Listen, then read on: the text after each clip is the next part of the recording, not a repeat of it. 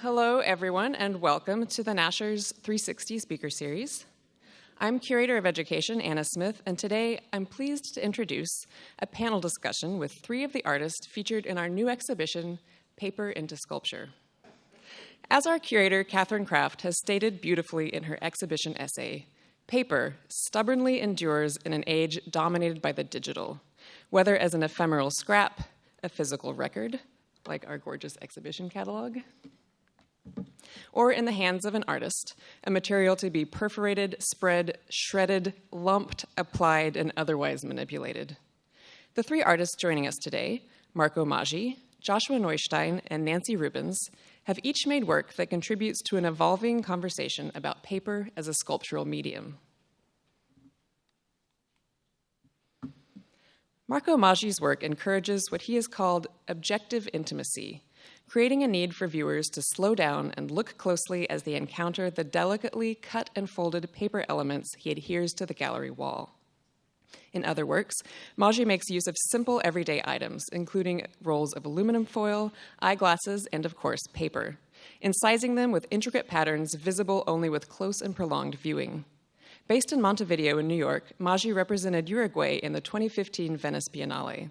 His works are in the collections of the Art Institute of Chicago, the Hirshhorn Museum and Sculpture Garden, Washington, the Museum of Contemporary Art, Los Angeles, the Museum of Modern Art, New York, and Perez Art Museum, Miami, among others.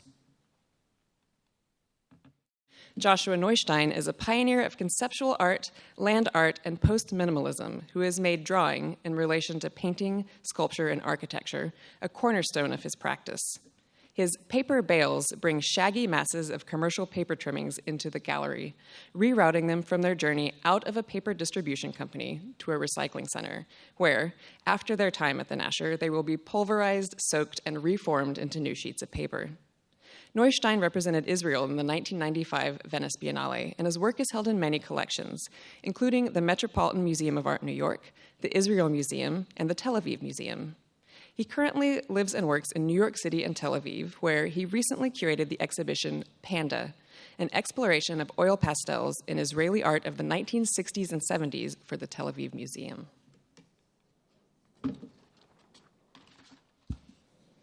Nancy Rubins is perhaps best known for her ambitious public sculptures, made from such unlikely materials as aluminum canoes and airplane parts. Her monumental drawing, created by hand through repeated pencil strokes, manages to imbue in paper a sense of depth and density through layers and layers of darkly gleaming graphite. Rubins' works are held in numerous museum collections, including the Museum of Contemporary Art, Los Angeles, Museum of Contemporary Art, San Diego, and the Museum of Modern Art, New York, among others. Her public sculptures can be found around the world, including at the University of Texas in Austin, Université Paris Diderot, and the Albright Knox Art Gallery, New York.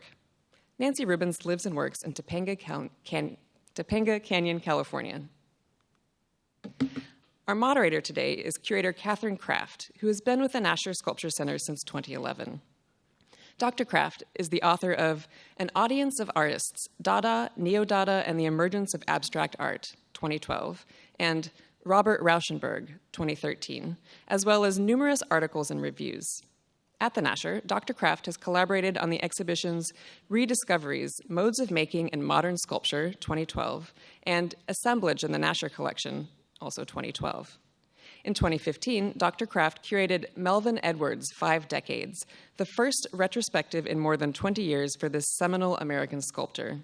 The exhibition traveled to the Zimmerli Art Museum and the Columbus Museum of Art, and was accompanied by a major publication featuring essays by Dr. Kraft and other authors.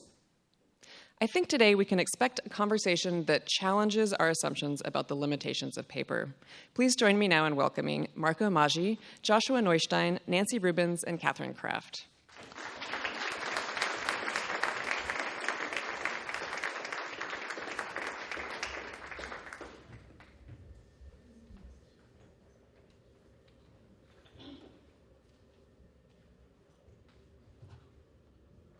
All right.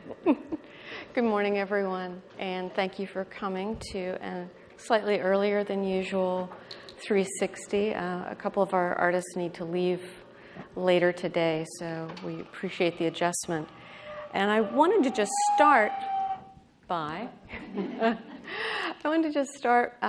by asking each of the artists in turn a little bit about their work with paper, because one of the funny things about having an event like this earlier in the day is that some of you may not yet have even had a chance to see the exhibition in question. And so just to introduce you from left to right, Joshua Neustein, Nancy Rubins, Marco Maggi on the end. And I'd like to start by asking each of you about how it is that you've come to work with paper and what paper means in your practice. Nancy, could we maybe start with you? I first started working with paper by way of drawing. When I was a student, a freshman in college, the first courses you take as an art student, or I took, were many, many, many figure drawing classes. Figure drawing, fast, slow, draw. And it was one area, painting I was terrible, sculpture I had no clue of, and clay was something I started mucking around with. And then several years later, I went to graduate school, and I got into a school in Northern California that I really wanted to go to. And I started thinking I wanted to make sculpture when I got there. And the summer before going to school, I had ideas for these sculptures, and I started making very small, very dense drawings of the nature and idea of how I felt these sculptures should be when they existed. And I made a lot of these drawings, hundreds of them. And then when I got to graduate school, I made the sculptures, and they were just awful. They were just terrible.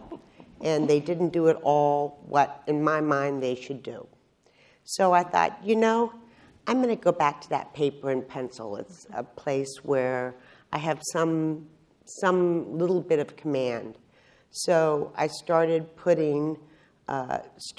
making the drawings larger and larger, and then I realized if I drew on the floor and put my weight onto it, I could really get more going. And what started happening for me was those drawings started having the density and the depth that I wasn't able to get in the sculptures.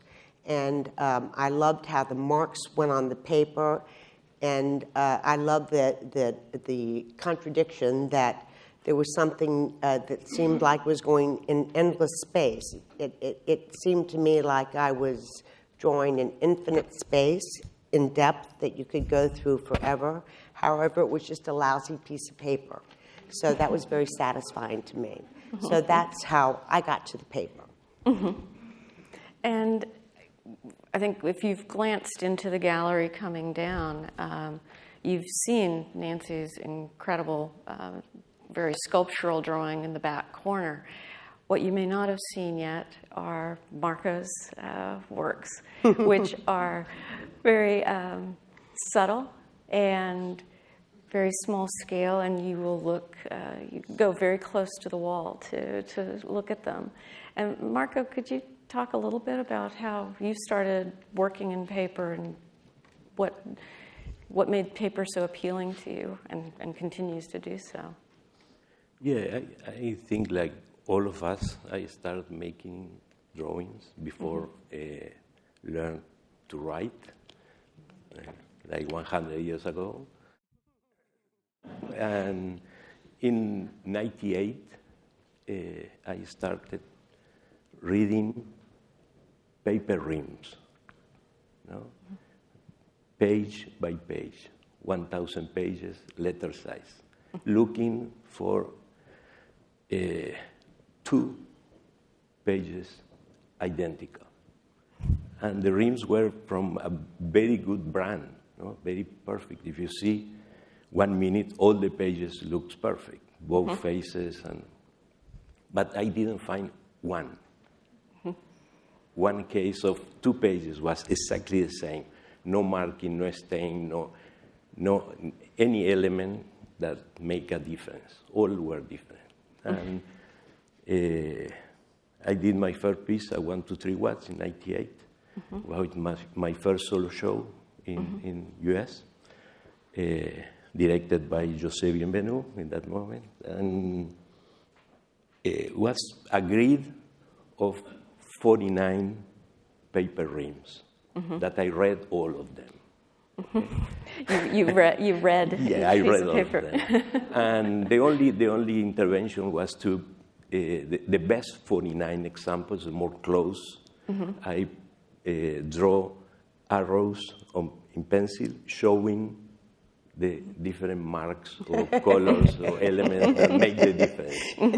Totally impossible to see. You need to lie on the floor and to see, because it was a very hard pencil, like H9, and the marks were microscopic. This was my first piece. Like 2 years later at Kemper Museum, I start cutting the top sheet, like the rooftop of the paper ring, and fold.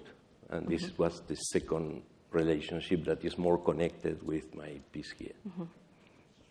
And Joshua, you've been involved deeply with different, really wide-ranging aspects of paper for a long time. You had the large work, it's one of 2 works in the show, but the paper bales was executed the first time, I think, in your Tel Aviv Museum exhibition, which was a 10-year survey that was entirely paper.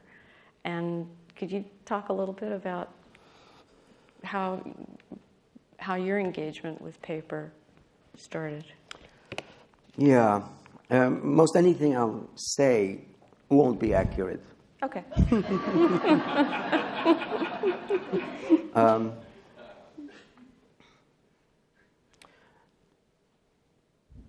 First of all, I want to thank you for this amazing show. And Jeremy Strick, are you there? It's amazing to work in this museum, and great staff, a model for other museums. I've shown a few. And to be part of this illustrious group, Nancy Rubins, I mean, you can't read American history without her work. And Marco Maggi, my new best friend. He's the Houdini of art. He's the presence of the absence and the absence of the presence. I saw his work previously, and this is the second time we showed together. Now to the show and to my work with paper. I don't remember how I started with paper. I was doing other things in the first half of the previous century.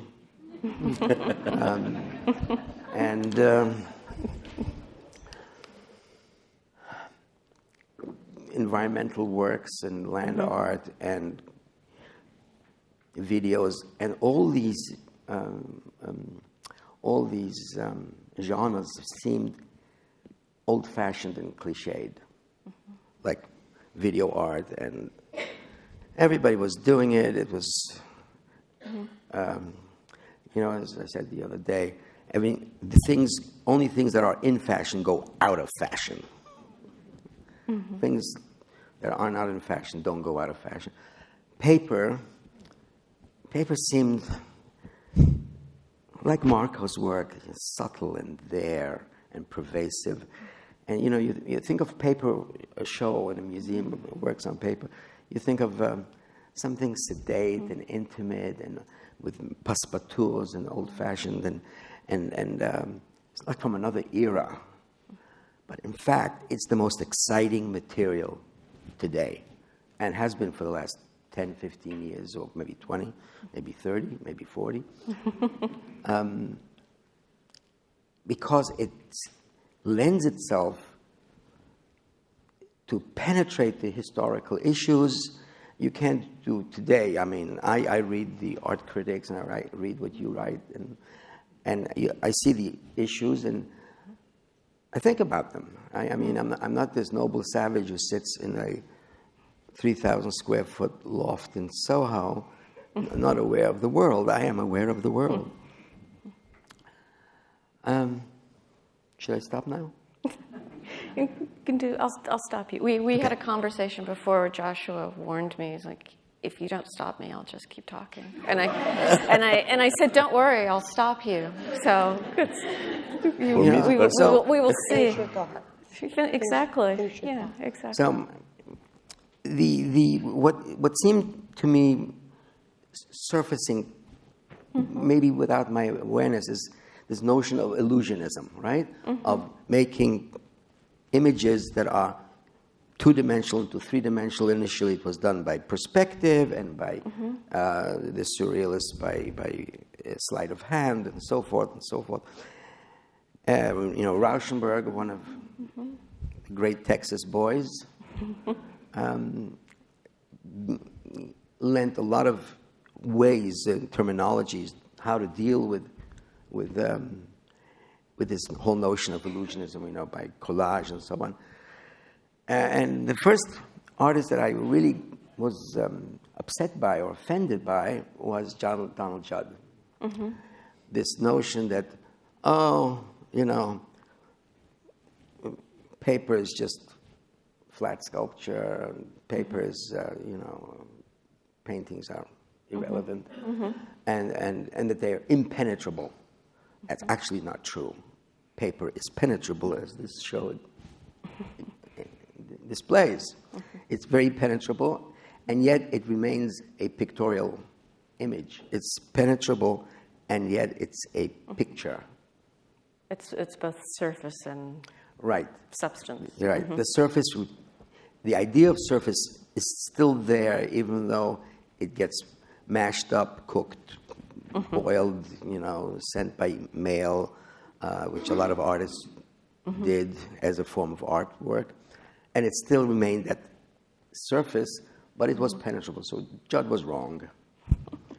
Actually, one thing I do wonder about, because I'm thinking about Judd, and for example, like if there were drawings that were executed, they were often for fabrication purposes.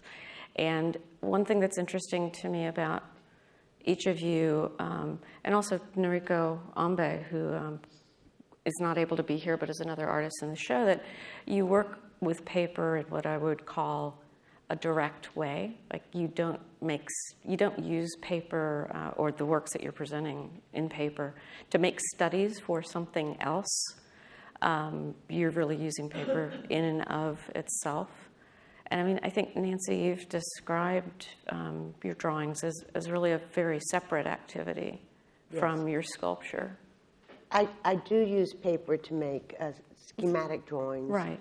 But I think of them as a tool rather than a thing. So it is a separate activity for me because I think of these things as things rather than a sketch of something, a plan, an idea, a thought. It's just a thing. Right. And I think of them as something that contains a certain energy of that moment.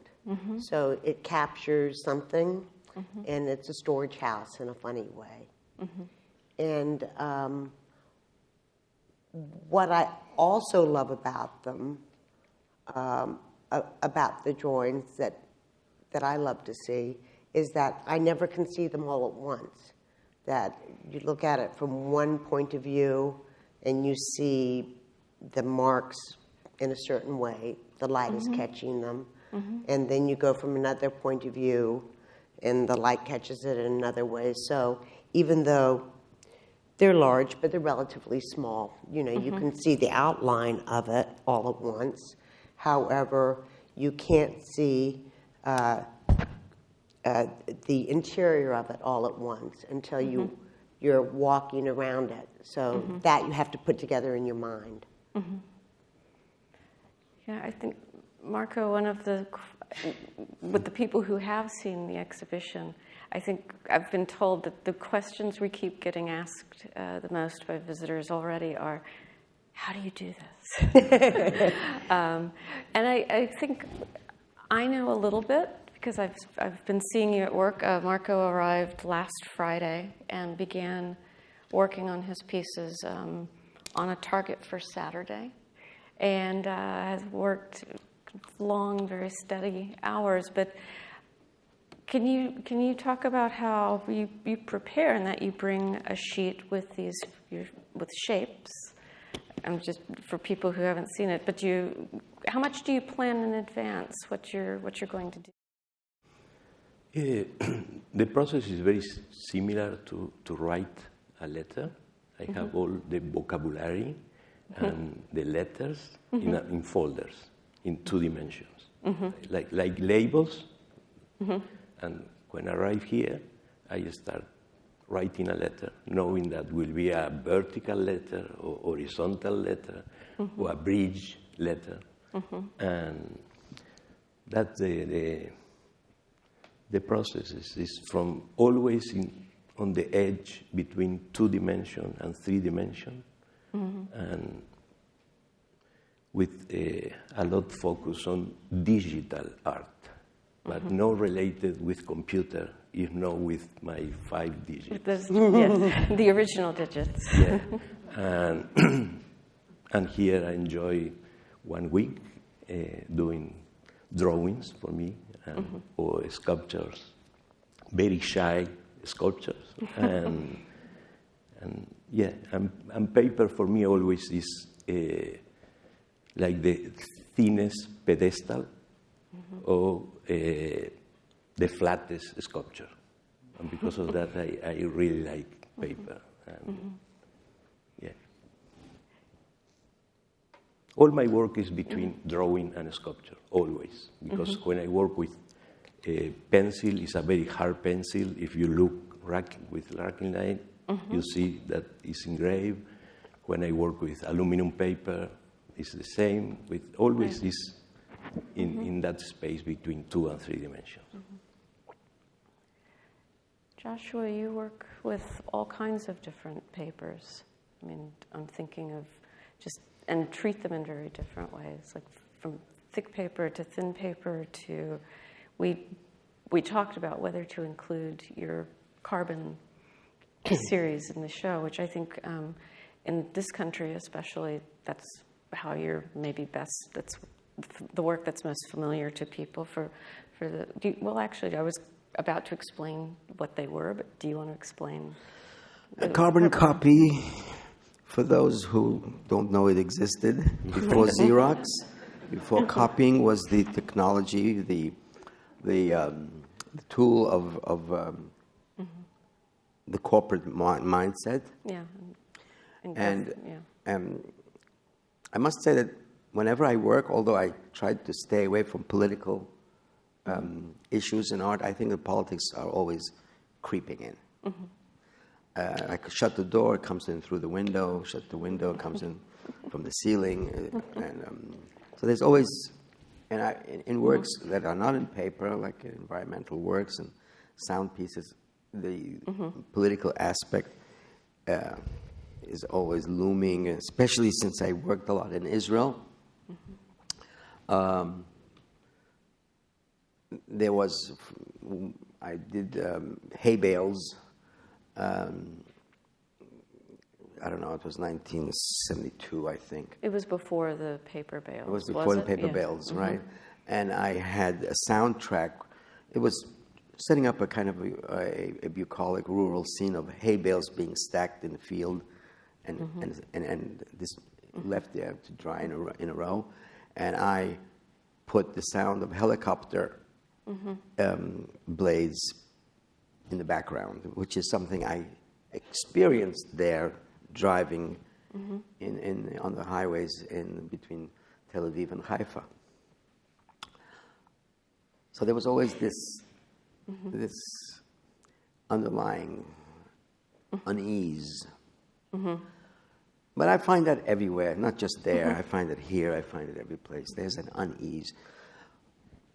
Much of the work here is scattered, right? I mean, it's also various forms of scattering. You know, it's not a monolithic image. You know, you pull it apart, you put it together. It's singular, it's plural. It's one thing, but it's a different thing. I don't know if they're tearing themselves apart or pulling themselves together. And there's easy analogies to be made to what the politics of that might mean. Carbon paper was this loaded material of documentation and of Like bureaucratic record bureaucratic, keeping. that's what offices were about then. And today it's Xeroxes and all this paper activity that goes on in the world outside of art then gets shredded. And here you have again the singularity becoming a multiplicity. I'm not sure what I'm talking about. We started off talking Carbon about paper. the carbon paper, carbon series. Oh, yeah. Yeah. Well, carbon paper, when you made an incision on it, as Marco talked about, his 9H or 8H pencil, made an indentation. With carbon paper, it goes beyond that. Right. It goes into the next layer, which was a sheet of tissue or Right. a copy of that previous thing, but it's not really a copy. I'm not going to go into that. Originals and copies. You know? Right, Yeah. because it just goes on. It copies Right. itself over and over again, and I would make 2 or 3 or 4 or 5 or 6 layers, and then fold them around and stuff like that. They were my diary. I mean, throughout the 40-odd years that I worked, carbon paper is what I start off in the morning when I roll out of bed and do something.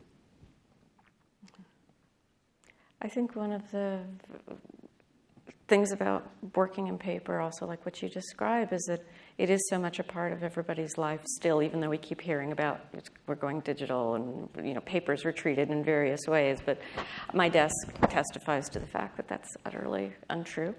But in hearing you talk about starting the day or this spending time with paper, and Marco, you've also talked about your kind of work schedule in that way, getting up early in the morning and having that time with paper and thinking. And I asked you, Nancy, about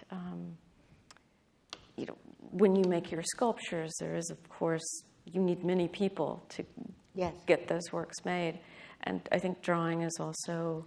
It's private. It's a private activity. How much do you think in working with paper is it about the appeal of a kind of privacy for any of you?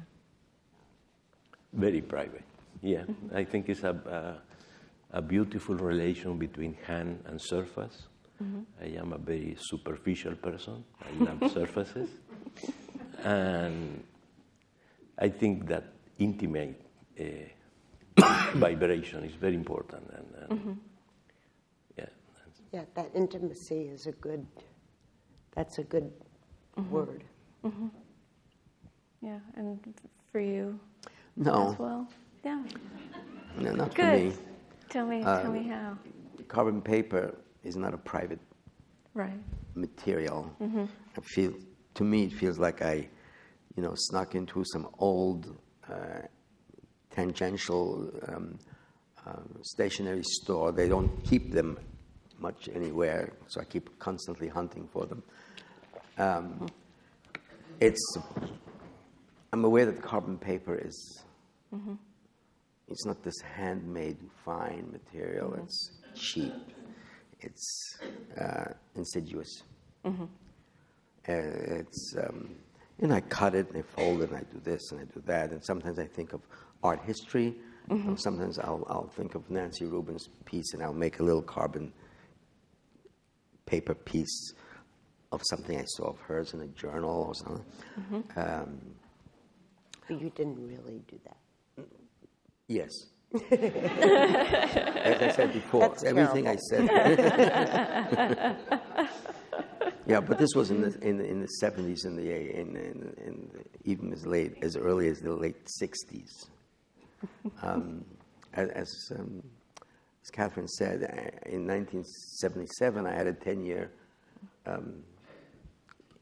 retrospective of my works on paper at the Tel Aviv Museum.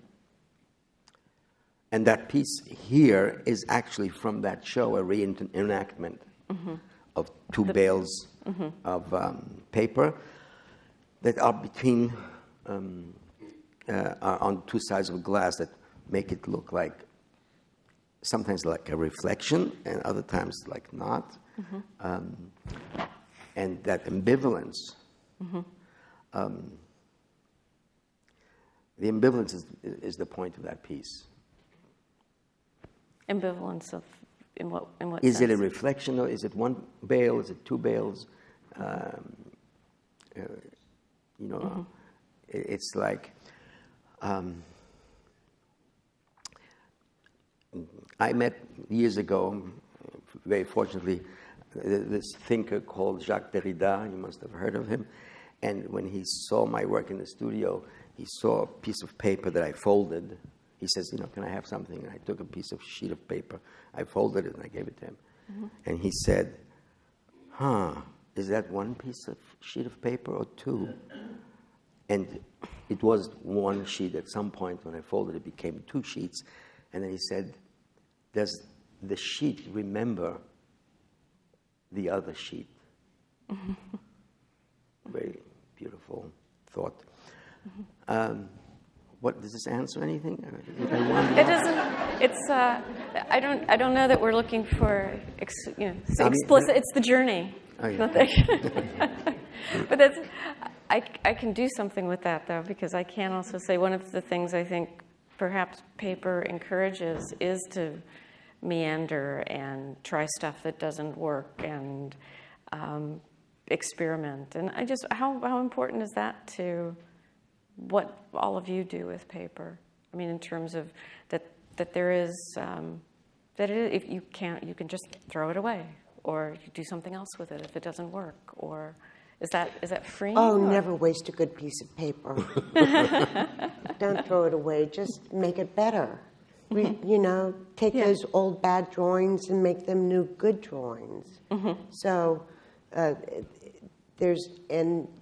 can know that there's a layer of a terrible drawing under there, but look, it's a new good drawing. So, there's a memory in the paper. And Absolutely. I really like that. Yeah.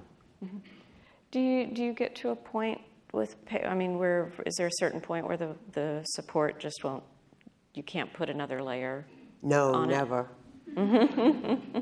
Like just physically, It will always take more, even if there's a hole in it.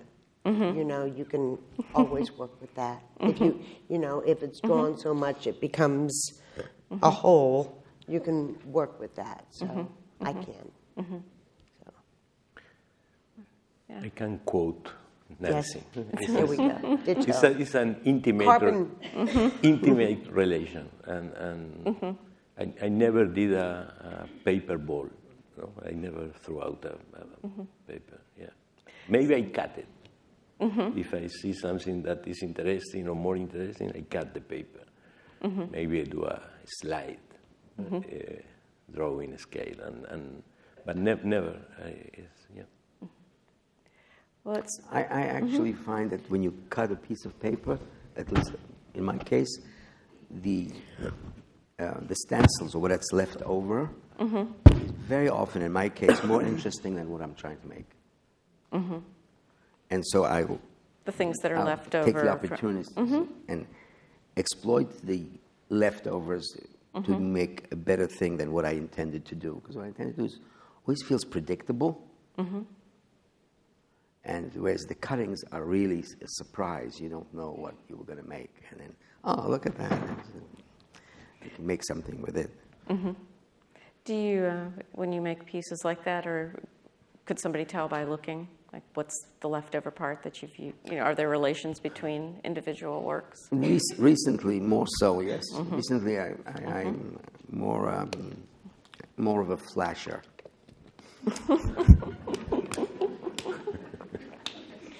Exposing it all, yeah. Yes.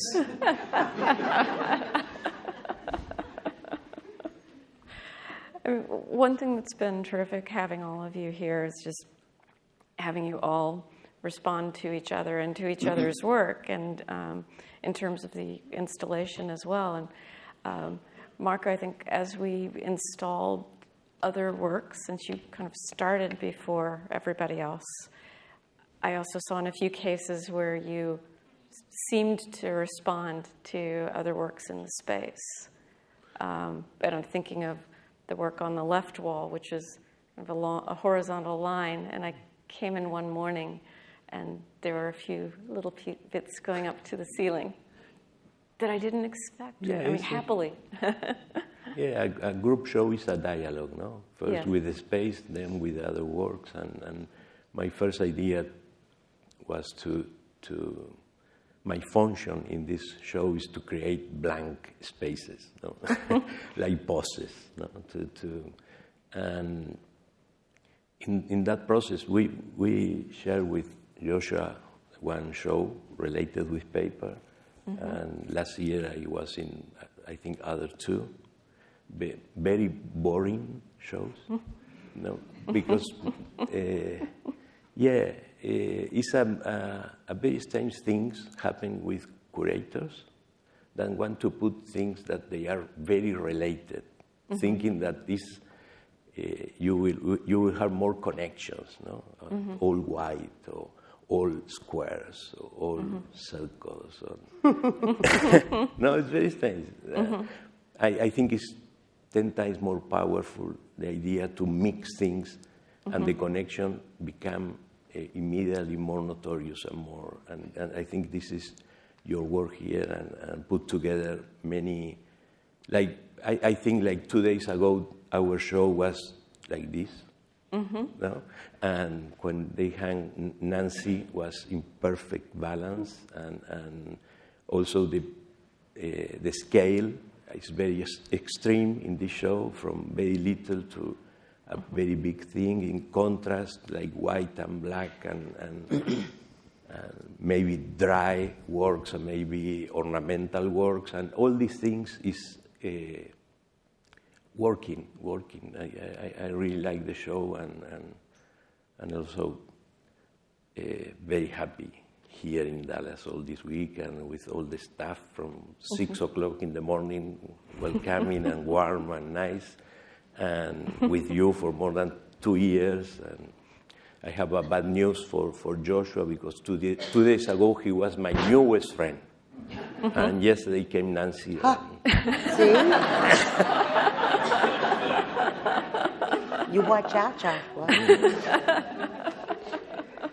Yeah, it's these silent shy types you got to be careful with. Well, I was wondering, since you've had a chance to observe, each other's work and each other at work a bit, I mean, did you have questions for each other, or were there things that you didn't know about each other's work that surprised you? Or, I mean, it's been nice to hear you talk about, for example, I mean, Nancy's work was installed on Thursday. That's what he was in reference to. It was one of the last works really to go into the show, and of course it's a very large work, so it changed the feeling completely, which I was counting on, but you never, you don't know until the actual thing is there. So I just wondered if you have questions or thoughts for each other. I really love the balance of the show, the delicacy of Marco's work, and the density of Joshua's work, and the marvelous goofiness, if that's the right word, of Franz West, and the awkward grace and the blobby schmutz. To me, that really, I love this work. So it was all very complementary to each other, because it seemed like we all took kind of different extremes, and that was quite nice that it came together in such a nice family, these really very different sensibilities, but very similar too, in a funny way, I have more answers than questions for them. No? But, what are your answers? I need answers. Fantastic. I really love attitude in art, and I think both have very different attitude and very complementary attitude. And this, I think, is an emotional answer, you know, to both works. I really like the idea of like a mirror with two objects and can walk around and your piece. And maybe the only question is about the process. You with graphite, how you Pencils. Pencils. Lots of pencils. Because the piece has a beautiful sound when you touch the paper, and looks like metal, and at the same time it's very fragile. A lousy piece of paper, yeah. Yeah, and yeah. One of the really delightful things about when you were installing your drawing with our art handlers, Yeah. and to get the work installed on the wall, and these, I mean, it came to us. The work came to us in this gigantic crate, just all sort of rolled up, and I was wondering, like, well, how do we? And it's pinned into place. I thought, well, how does she get these incredible volumes? And my other question was, why is there a broomstick on the floor? And I heard this incredible sound that was Nancy like hitting the back of her drawing. It's good paper. It's very strong paper, but it sounded like thunder or music. It was an amazing sound. I remember hearing it. The last piece, I think, to go into the show was your other work on paper, folded oil pastel and acrylic, and this installation has been a work in process in itself, and we had a prolonged, and I think it must have at times been very stressful for you as well, conversation about what to include, whether to include another piece. I needed convincing, and I was convinced. But it was, first of all, I thank you for your patience, because we got Joshua's piece, the paper bales were installed on Tuesday, and then we were moving, there were lots of other moving parts, and he would come and I'd say, I don't think we're ready for you yet. We need to do these two other things. And it kind of went on and on and on. And could you talk about that work a little bit? I can talk about anything. Okay. Yes. And I have to say, I've tried taking I couldn't get a good photo of it, because the ones I was taking, because I wanted to show people. You can go into the gallery afterwards, I hope you do, and look at the other work, which is to the left of Nancy's big drawing. But you've also, it's a wonderful, you were talking about folded paper. I mean, and this is a work really made with folded paper. But when you asked the question about, do we have questions to each other, I kept thinking, I actually have a question to you. Okay. As curator, not just necessarily you as Catherine Kraft, but as curator. Okay. Maybe because just recently I curated an exhibition in the Tel Aviv Museum, which was a very existential experience for me. It was a show of all my dead friends. Oh, God. That were artists. But it was a very celebratory show. Artists really never die. No. And that's great. So there I was with people I knew and brought back moments in their studios. And it was just great. I was emotional. I was very up. Maybe it was hysterical. I don't know. You know, it was works from the 60s, which is quite a while ago. And I still have friends who are alive. They were not in the show. Although, maybe after this show, I don't have any friends. I do. I have Marco ex-friends. Anyway, so the whole experience of being a curator was amazing for me. It was wonderful. So the other side of this game, dance, sometimes it's a tango, sometimes it's a jitterbug, and sometimes they dance separately. So we had this thing, and I wanted to know, when does the show gel for you? Do you make, well, I know some of the answers, but I'd like people here to hear it as well. Like when you change your mind about something, where does it happen? You mean like what part of the gallery am I standing in, or where and what? From the conception to the resurrection is... It changes constantly. And I think it has to change. And I think for a show like this especially, where you have so many different types of works and so many different types of artists, and you have the artists there, and there's always, in part, there's like a human desire to be fair to everybody. And the other thing is you start off with what you think the idea for the show is and how you think it's going to look, and you have a model, and then of course art gets in there and it's real, and doggone it, it takes up space in a different way than you think it will, and it has a different scale, and you have to be willing to change your mind and know when is the right time to change your mind. Where did you get your idea from? How did the idea evolve for you? I've been interested in paper for a long time. I think a lot of the artists that historical artists that I've worked on, like Jean Arp or Jasper Johns or Marcel Duchamp, have a real special relationship to paper.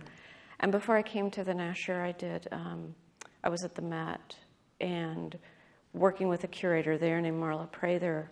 I curated a show of works from the collection all of which were artists who used paper in different ways. And actually, that's the first time I encountered Joshua's work, because I think there were one or two of your carbon drawings at the Metropolitan. At the Metropolitan in that show, and I wrote an article about paper, and then I got here, and I came to the Nasher not as a quote-unquote sculpture person per se. Like, I'm still learning all kinds of things about how you make bronze casts and traditional things like that.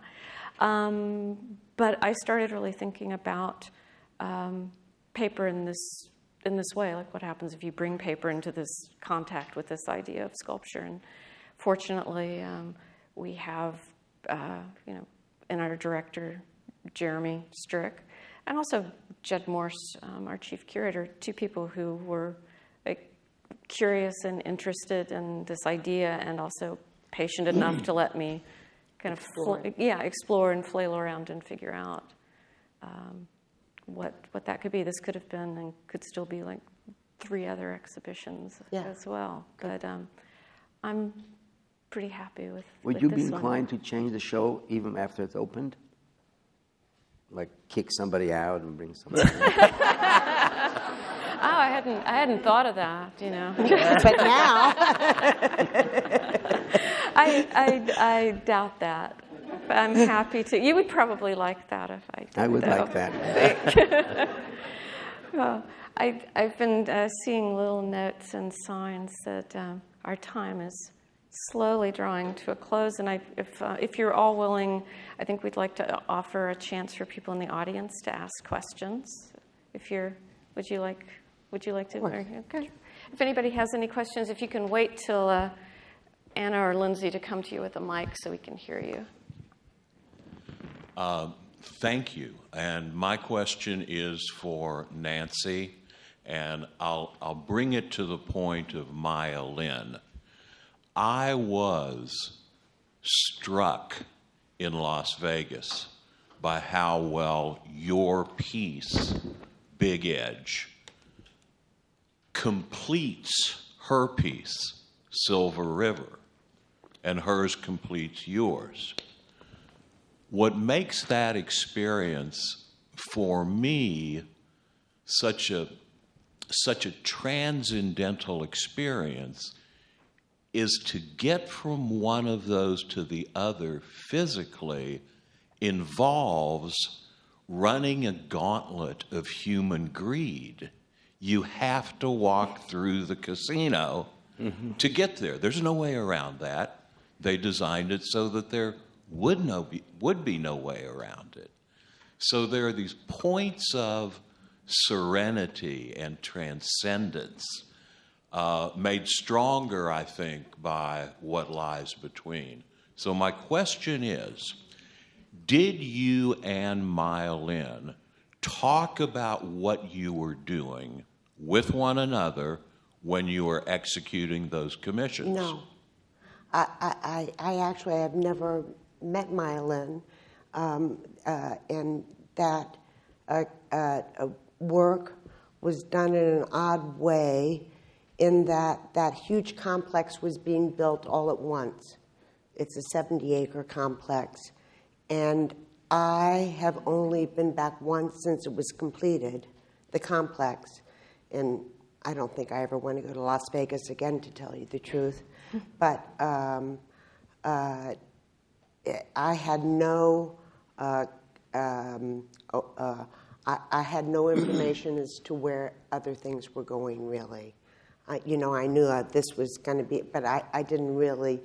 You saw nothing but construction and concrete being poured and big machines running around and noise. And so I just knew the site that I was working with and how the work was going to work physically in that area where the road was, how it would cantilever over the road, where the building was, where the solar convergence was, all of that stuff. So I think that it's what you just talked about is something that you discovered in your own journey, but I had nothing to do with it. Are there other questions?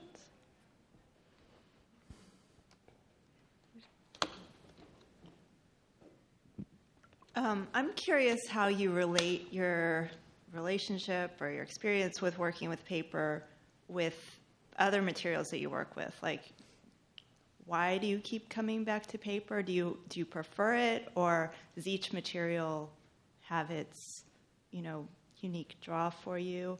I mean, I guess especially Nancy, like there's a big dramatic difference between sculptures in paper and sculptures in, canoes.